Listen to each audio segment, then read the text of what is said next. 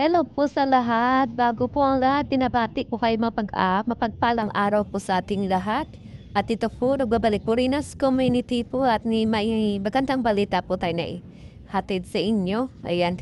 At bago po ang lahat, ayan, makikisuyo po sana ako if okay lang mo naman po.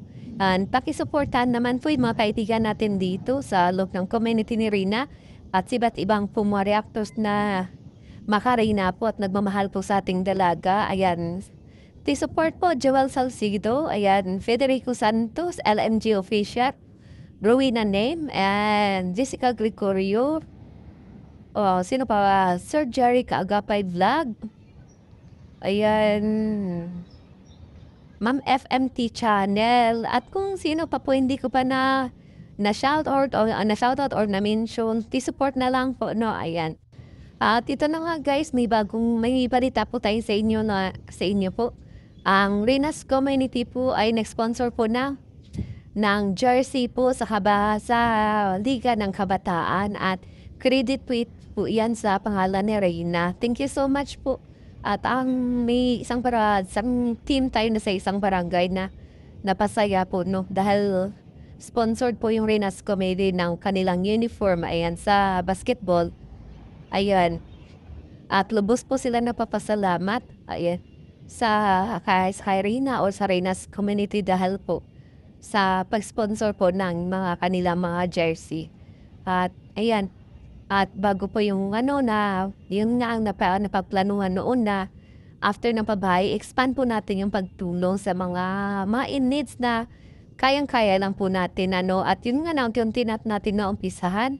Habang si Rina po busy sa pag-aaral. At yun nga po si Rina, about naman po kay Rina.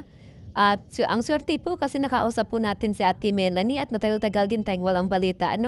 Ang balita ko po, ang sabi nga po ni Ate Melanie, mag-aaral na po si Rina doon sa Balani and kasama niya po yung mga kapatid niya at masaya po siya doon.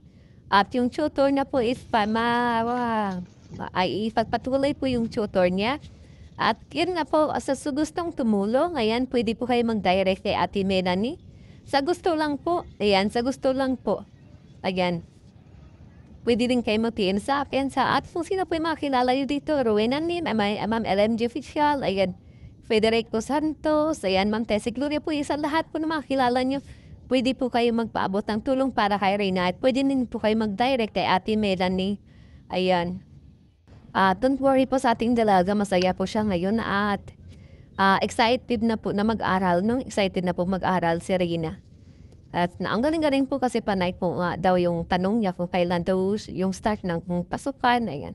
Kasi sobrang excited niya talaga. Nami-miss niya po yung pag-aaral, ayan. At nung last year, di ba, alam naman natin na lahat na parang na-stop po siya dahil na sa rason nga po na nagpagamot po sa St. Luke's. Yan, dahil yung St. Luke's naman kasi sa Manila, kaya na-stop talaga siya ng isang taon. At yun nga, kasi tapos naman na yung gamutan sa St. Luke's, na-diagnose siya, okay na po at nalaman na po anong sakit niya, yun, ongoing po yung gamutan niya. At pwede na po siya mag-aral kasi yung check-up niya hindi po monthly. Ayan, kasi magaling naman na si Reyna, kulang na lang sa kanya yung memory niya po, no? Okay na po si Reyna. At sana po tuloy-tuloy yun lang po yung magandang progress po sa kagalingan niya. Manatili lang po tayo sa pag-pray, ipagpatuloy lang po natin yung pagtulong kahit hindi natin siya palagi nakikita.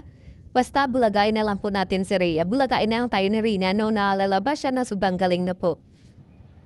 At yun po talaga yung pinipray ko, no? Ayan. At after ng video na ito, mapanood niyo po yung nagpapasalamat yung isang team na nisponsoran po ng Rina's Community ng jersey. Ayan, sa Liga ng mga Kabataan sa basketball. No? Thank you so much guys. I love you all. At dito lang po, no, God bless us all.